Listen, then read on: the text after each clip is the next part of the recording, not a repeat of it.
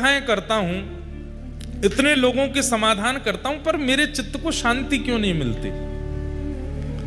और आप इसी जिज्ञासा से आकर के जब कथा में बैठे, उसी समय महाप्रभु जी ने एक प्रसंग कहा, और प्रसंग में कहा कि भैया ठाकुर जी की सेवा करने वाले, ठाकुर जी की कथा सुनाने वाले, ठाकुर जी के समीप रहकर के किसी भी प्रकार की सेवा का क्रम करने वाले को अपनी जीविका के लिए ठाकुर जी का प्रयोग नहीं करना चाहिए। समझ में आई बात? ठाकुर जी सजा धजा के बैठा दिए कि लोग बागा में चढ़ावा चढ़ावे, तो उस चढ़ावे से मेरे घर चले, कथा करें, उस पर चढ़ावा आवे, उससे हमारा घर परिवार चले। ठाकुर जी जीविका नहीं होने चाहिए। कर भी लो अगर जीविका के रूप में, तो उसमें कोई दोष नहीं है। ठाकुर जी को तो प्रसन्नता ही होती है कि चलो भैया मोते तेरो घर चले तो चला ले, मोते अगर तेरो सब चले तो कर ले। लेकिन यदि किसी व्यक्ति को परम सुख की प्राप्ति करनी है, तो ठाकुर जी का क्रम अपनी जीविका के लिए ना करे। ये बात महाप्रभु जी कथा में कह रहे थे, और इसी बात को पद्मनाभ दास जी बैठ करके सुन रहे थे। पद्मनाभ दास जी बोले, मेरा तो पूरा घर कथा से ही चलता है, मेरा तो सब कुछ कथा से ही होता है। महाप्रभु जी इस बात को कह रहे हैं, तो मैं इसको पालन करके देखूं। दिक्कतें तो बढ़ जाएंगी, क्योंकि हमारा सर्वस्व कथा ही है, लेकिन आप इतने बड़े आचार्य चरण अगर इस बात को कह रहे हैं, तो एक बार पालन करके देखें। और उन्होंने उसी दिन प्रण ले लिया कि आज के बाद घर चलाने के लिए सत्यनारायण की कथा कर लेंगे, घर चलाने के लिए महाभारत की कथा कर लेंगे, रामायण की कथा कर लेंगे, पर भागवत जी की कथा अयाचक वृत्ति से होगी। हमारे संगी साथियों को देना हो तो दीजिए, हमको कुछ नहीं चाहिए। ये प्रण श्री पद्मनाभ दास जी ने धारण कर लिया, और ये भाव धारण करते ही आपने जैसे ही कथा कहना प्रारंभ किया, इतना परम शांति के अनुभव हुए, ऐसे ऐसे अनुभव ठाकुर जी के उनको होने लगे। समझ गए, बोले कि यही मेरे आचार्य हैं, जिनकी एक वाणी से मुझे परम समाधान मिला, यही मेरे गुरु हैं। गुरु कौन? गुरु वही जो हरि सो मिलावे, गुरु वही जो हरि की राह दिखावे, गुरु वही जो सब तज वृंदा विपिन बसावे। वो गुरु है। वो गुरु नहीं जिसके आश्रय में जाने से आप और संसार के हो गए, वो गुरु जिसके आश्रय में आने से, जिसकी वाणी सुनने से और संसार छूट गया, वो गुरु है। जिसकी वाणी, जिसकी उपस्थिति, जिसकी कथा ठाकुर जी के और समीप ले जावे, वो गुरु है।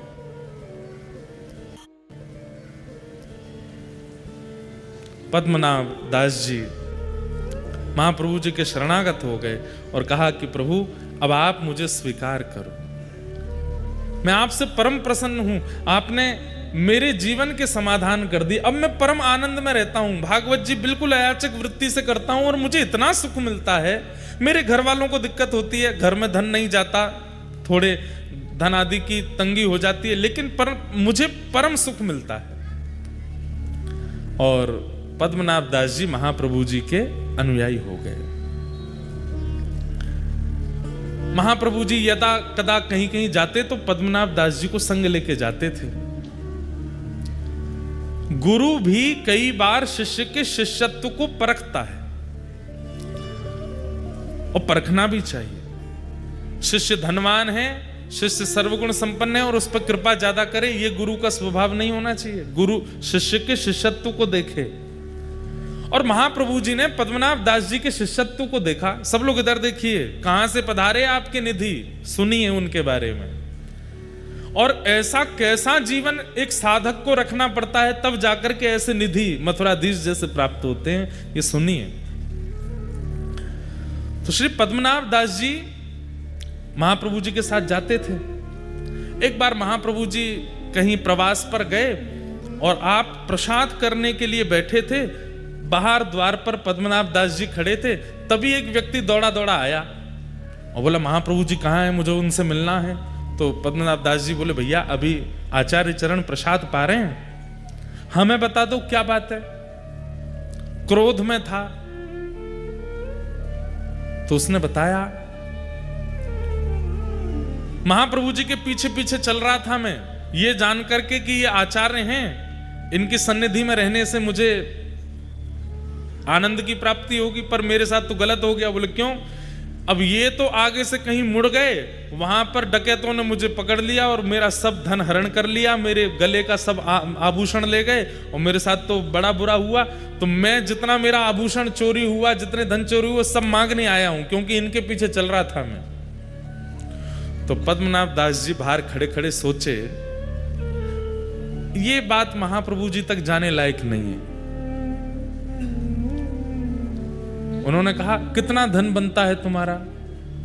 बोले इतना इतना धन बनता है। तो बोले चलो हम दिलाते हैं। और उनको किसी सेठ के पास गए, सेठ से कर्जा लेकर के उस व्यक्ति को धन दे दिया, महाप्रभु जी को नहीं बताया। अब वो सेठ जी बोले, भैया इतना ब्याज बनेगा, कब लौटाओगे? बोले कि अब मैं करूंगा। खुद तो नियम धारण कर चुके थे कि बिना धन के कथा करनी है, और कोई कुछ आता नहीं था, धन कहां से आवे, वापस कैसे लौटा मैं? तब एक राजा आपके पास आया कि मुझे आपसे कथा सुननी है, आपके बारे में बहुत सुना है। तो बोले हम कथा तो करेंगे लेकिन दक्षिणा नहीं लेंगे। राजा तो कथा मांगने ही आया था, तो 4-5 बैलगाड़ी भर के सामग्री लेके आया था। बोले हम धन नहीं लेंगे। तो राजा बोला, तो फिर ऐसे ही सुना दीजिए, हमको क्या, आप नहीं लेंगे तो हमें तो कथा सुननी है। लेकिन तभी उनको याद आया कि वो एक सेठ का हमको चुकाना है, पर कथा का पैसा भी नहीं लेना है, क्या करें? तो आपने राजा से कहा, अगर हम भागवत ना सुना करके महाभारत सुना दें तो हम दक्षिणा ले लेंगे। राजा बोला, हमको तो भागवत सुननी है। बोले कि सुनो, देखो हम तुमसे क्या छुपाएं, सीधी बात ऐसी है, हमने नियम लिया कि हम भागवत जी का दक्षिणा नहीं लेंगे, और हमको किसी का कर्जा चुकाना है तो हम महाभारत सुना देंगे ताकि तुम दक्षिणा दो तो हम उसका चुका दें। राजा इतना आनंदित हो गया, आप कितने सरल हैं, महाभारत ही सुनाओ। तब आपने महाभारत की कथा सुनाई, और महाभारत सुना करके जो दक्षिणा मिली ब्याज सहित उस सेठ को चुका दिया। अब ये खबर अभी तक महाप्रभु जी को नहीं है कि पीछे से ही शिष्य क्या कर रहे हैं। यही तो शिष्यत्व होता है। हम लोगों का शिष्यत्व कैसा कि हम गुरु जी के चरणार विंदों में कुछ अर्पित भी करते हैं तो 5 बार तो बता देते हैं, गुरु जी वहां से बनवाए, गुरु जी ये लेके आए, या गुरुदेव ऐसे ऐसी सेवा कर रहे हैं। गुरुदेव, अरे आपसे ना पता चले गुरुदेव को, कोई और जाकर के संकेत कर दे कि गुरुदेव आपके एक शिष्य हैं, वो तो ऐसी ऐसी सेवा करते हैं, ऐसा उत्सव करते हैं, ऐसा, तो गुरुदेव को जो प्रसन्नता होगी ना, वही प्रसन्नता ठाकुर जी की प्राप्ति कराएगा। प्रयास किया कीजिए कि आचार्य हमसे रीझ हैं, हम बताएं उससे नहीं, कोई और जाके संकेत कर दे। और उसमें भी ये भावना नहीं होनी चाहिए ये गुरु जी के बहुत पास रहता है, इसके सामने करूंगा तो ये बता देगा। नहीं, आपके अंदर ये भावना ही नहीं आवे। महाप्रभु जी के पास जब ये बात गई, महाप्रभु जी ने पद्मनाभ दास जी को बुलाया, बोले सुनो, वो एक व्यक्ति उस दिन लड़ रहा था द्वार पर आकर के, तुमने हमसे क्यों नहीं मिलवाया? बोले कि आप उस समय प्रसाद पा रहे थे। क्या कह रहा था वो? बोले वो कह रहा था कि आपके पीछे पीछे वो चल रहा था, आप कहीं गली में मुड़ गए, वो भटक गया तो डाकुओं ने उसको लूट लिया, उसका जो धन बनता है वो मांगने आया था। हमने कहा आप देते अच्छे नहीं लगते, तो हमने ऐसे ऐसे करके उसका धन कर दिया और महाभारत की कथा करके दक्षिणा लेके ब्याज भी चुका दिया। महाप्रभु जी के नेत्र सजल हो गए, हृदय से लगा लिया, हम तुमसे बहुत प्रसन्न है, मांगो कुछ, मुझे ठाकुर जी की सेवा मिले। आचार्य चरण, आप कृपा करके मुझे ठाकुर जी की निज सेवा प्रदान कर दीजिए। जैसे अन्य सेवक आपके अपने घर में नवनीत प्रियालाल जी की सेवा करते हैं, अन्य ठाकुरों की सेवा, चित्रपट की सेवा आदि आदि करते हैं, ऐसी मुझे भी आप एक सेवा प्रदान करें। पर मेरी एक इच्छा है, ध्यान से सुनिएगा, मेरी एक इच्छा है। बोले क्या? धृष्टता कर रहा हूं, क्षमा मांगते हुए प्रार्थना कर रहा हूं, मेरी इच्छा यह है कि मैं जिन ठाकुर की सेवा करूं वो स्वयं प्रकट हों, वो किसी मूर्तिकार के द्वारा बनाए गए या कहीं से पधराए गए ठाकुर जी नहीं, स्वयं प्रकट हुए। जैसे वृंदावन में गोविंद देव जी प्रकट हुए, हमारे मदन मोहन जी प्रकट हुए, शालिग्राम जी से श्री राधारमण लाल जी प्रकट हुए, गिरिराज जी से श्रीनाथ जी प्रकट हुए, ऐसे ही नाथ स्वयंभू। अच्छा, स्वयंभू ठाकुर जी किन्हें माना जाता है? उनके लिए भी शास्त्रों में वर्णन है। पहला, पृथ्वी से प्रकट हों।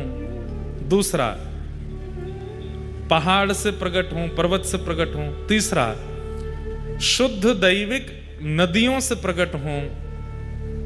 और चौथा, किसी वृक्ष की जड़ से प्रकट हों। ऐसे कुछ नियम हैं, उन्हीं को ही स्वयंभू ठाकुर जी माना। आजकल लोग बाग क्या करते हैं, पहले ही धर देते हैं नीचे जाके, वो हमारे घर से निकले हैं, हमारे घर की खुदाई में निकल आए ठाकुर जी, हमारे वहां पे निकले, जो निकले।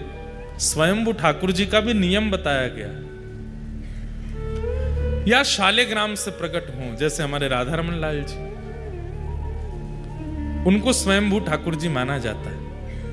तो श्री पद्मनाभ दास जी ने इच्छा प्रकट की कि महाप्रभु जी, मैं सेवा करना चाहता हूं ठाकुर जी की, लेकिन ठाकुर जी स्वयंभू हों, स्वयं प्रकट हों। महाप्रभु जी प्रसन्न हो गए, बोले चिंता मत करो, प्रतीक्षा करो। अगर सेवा चाहते हो तो सेवा तो आज से पधरा दें, लेकिन तुम्हारी इच्छा स्वयंभू की है तो स्वयंभू के लिए चित्त में ठाकुर जी को विराजमान करो और बस प्रतीक्षा करो। कृपा होगी तो ठाकुर जी प्रकट होंगे। पद्मनाभ दास जी बोले, ठाकुर जी की कृपा कब होगी पता नहीं, वो तो 1 जन्म 2 जन्म 10 जन्म लगा देते हैं, पर गुरु प्रसन्न हो जाएंगे तो अभी हो जाएगी। आप बस रीच करके कह दीजिए कि ठाकुर जी मिलेंगे। महाप्रभु जी बोले, हम आशीष देते हैं कि ठाकुर जी मिलेंगे, बस प्रतीक्षा करो।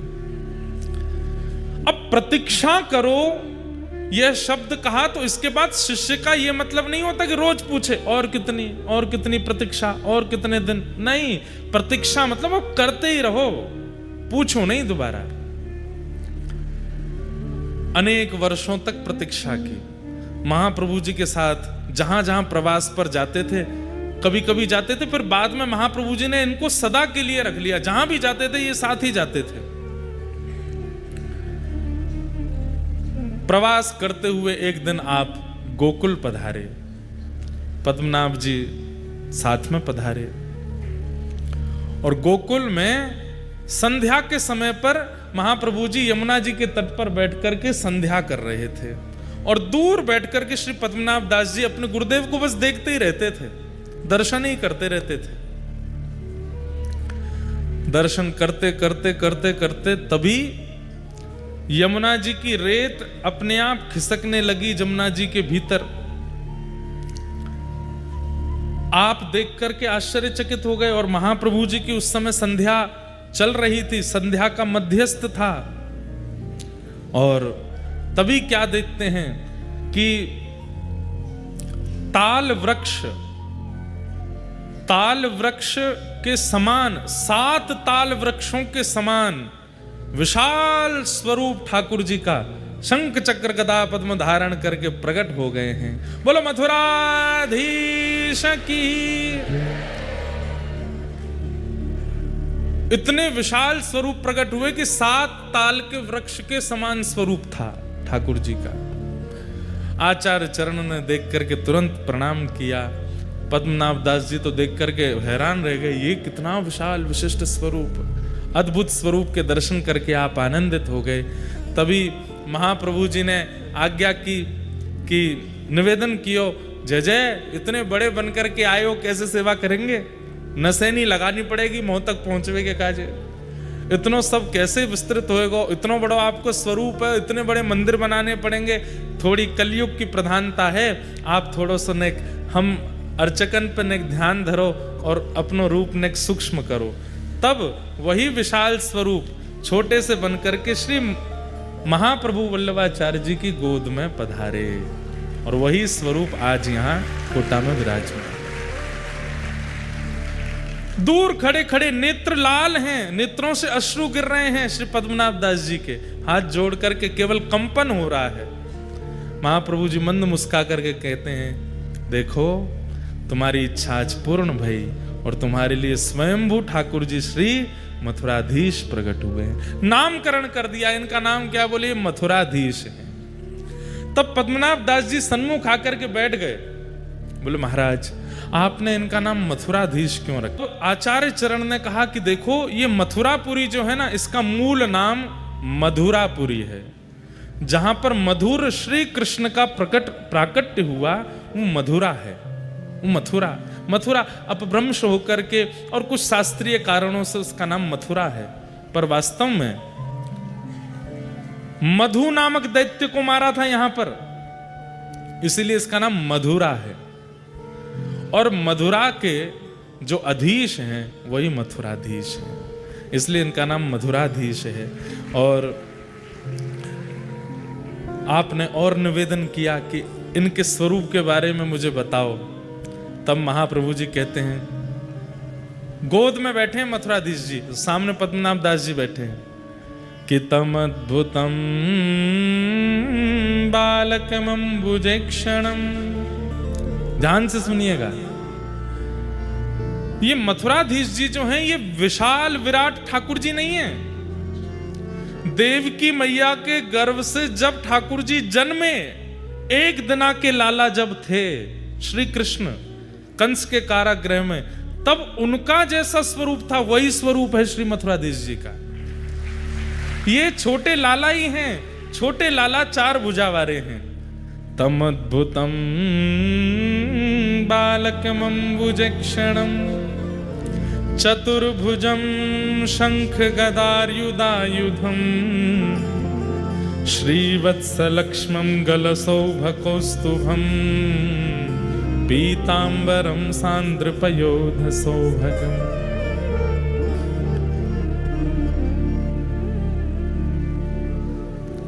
महाप्रभु जी कहे, पद्मनाभ दास एक बार कहीं कथा में तुमने ठाकुर जी का प्राकट्य सुना था, और ठाकुर जी के उस प्राकट्य को सुनकर के तुम इतने भावुक हो गए, इतने भावुक हो गए, उसी समय ठाकुर जी ने निश्चित कर लिया कि यही स्वरूप तुमको प्राप्त होगा, क्योंकि जिस स्वरूप को सुनकर के तुम इतने प्रेमवश हुए हो वही स्वरूप तुम्हारे पास आएगा, और वही स्वरूप आज आया है। देवकी मैया के गर्भ से जन्म लेते ही ठाकुर जी का जो स्वरूप है, छोटे से लाला हैं, शंख चक्र गदा पद्म हाथ में धारण किए हैं, वही लाला तुम्हारे लिए आए। शंख चक्र गदा पद्म का अर्थ क्या है बंधुओं? पृथ्वी, अग्नि, जल, वायु और आकाश, ये 5 तत्व हैं। बहुत ध्यान से सुनिए सब लोग, इधर देखो, इधर देखो, सुनो। भगवान के चतुर्भुज रूप में जो शंख है ये जल तत्व है। शंख का प्रादुर्भाव कहां से होता है? कहां से होता है? जल से होता है। तो जल तत्व के रूप में शंख विराजमान है। अग्नि तत्व के रूप में सुदर्शन चक्र विराजमान है, क्योंकि चक्र जब ठाकुर जी के हाथ से प्रकट होते हैं उस समय अग्नि के समान तेज प्रकट हो जाता है।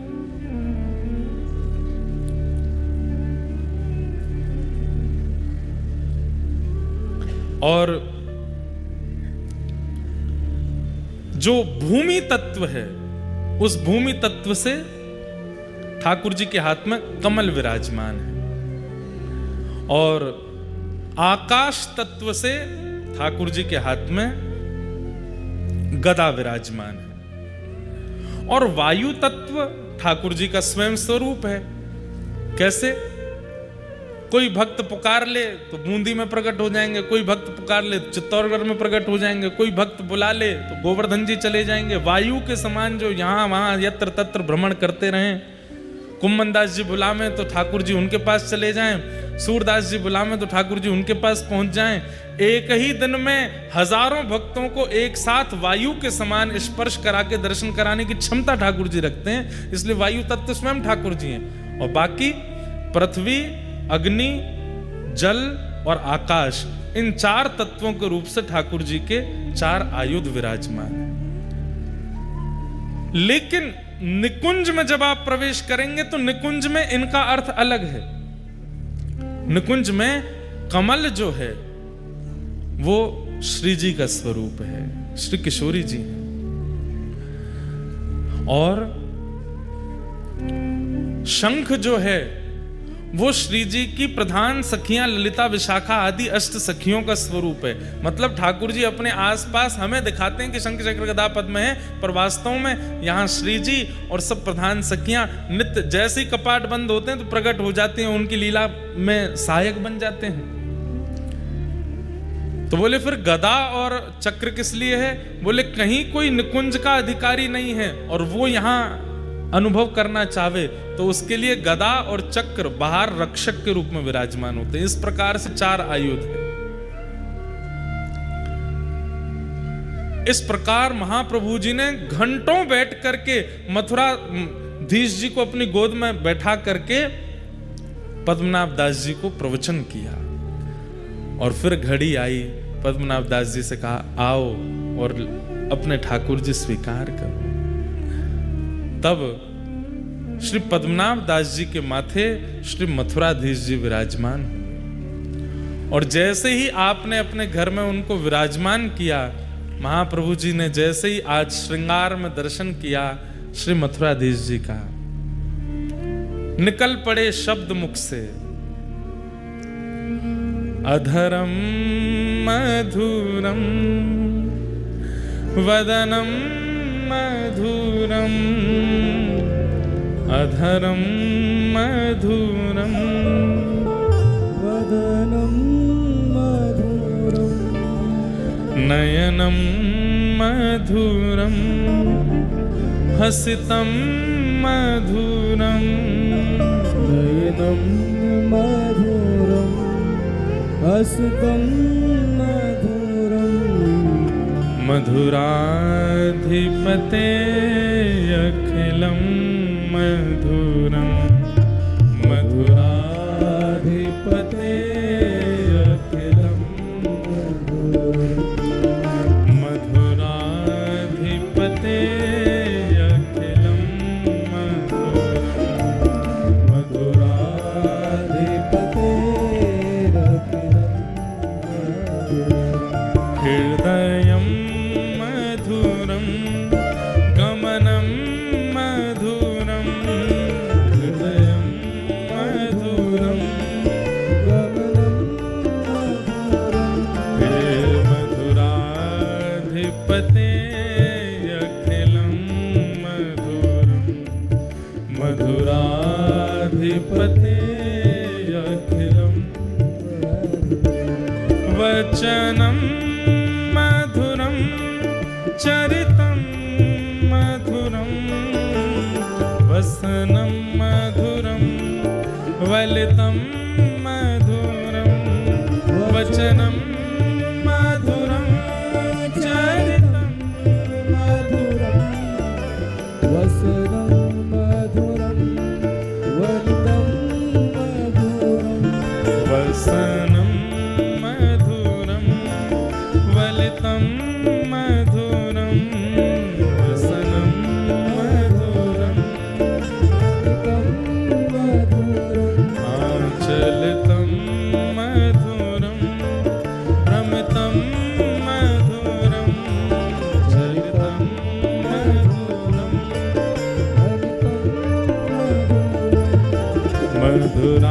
मधुराधिपते अखिलम मधुरम, मधुराधिपते अखिलम वेणु मधुरो रेणु मधुर, पाणि मधुर पादौ मधुर, वेणु मधुरो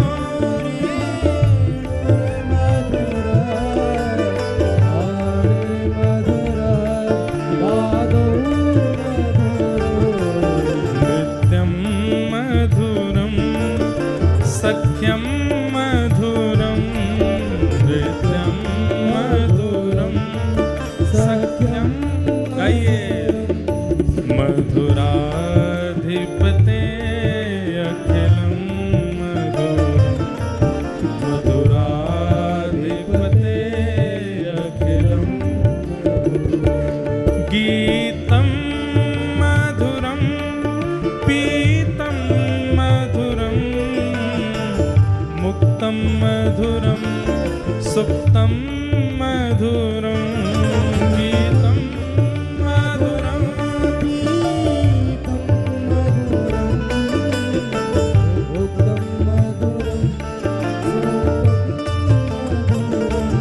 रूपम मधुरम तिलकम मधुरम रूपम मधुरम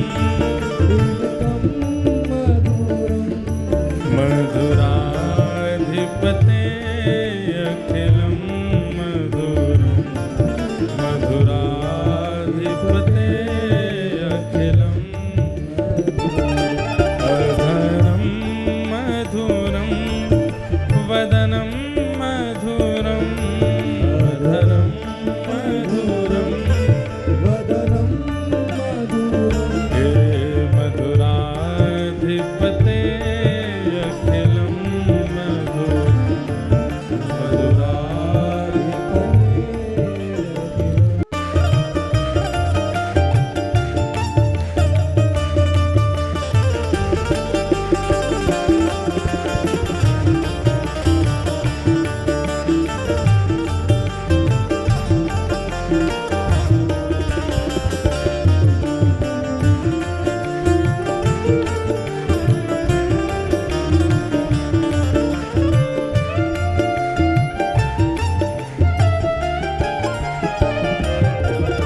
करणं मधुरं तारणं मधुरं हरणं मधुरं स्मरणं मधुरं करणं मधुरं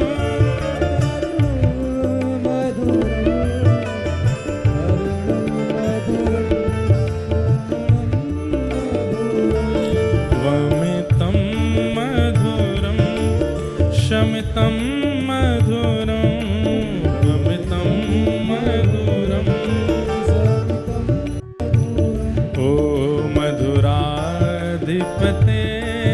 अखिलं मधुरं मधुराधिपते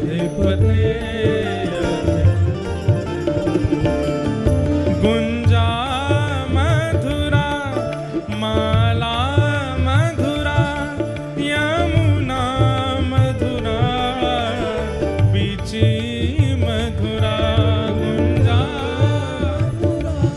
गाइए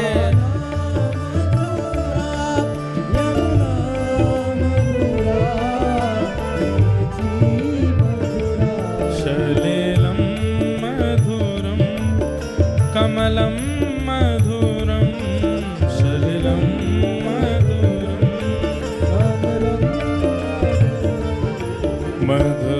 मधुराधिपते अखिलं मधुरं मधुराधिपते गोपी मधुरा लीला मधुरा युक्तं मधुरं मुक्तं मधुरं गोपी मधुरा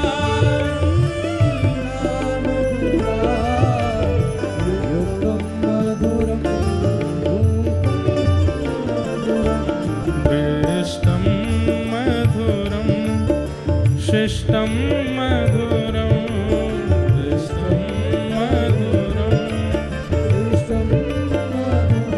ओ मधुराधिपते अखिलं मधुरं मधुराधिपते गोपा मधुरा गावो मधुरा यष्ट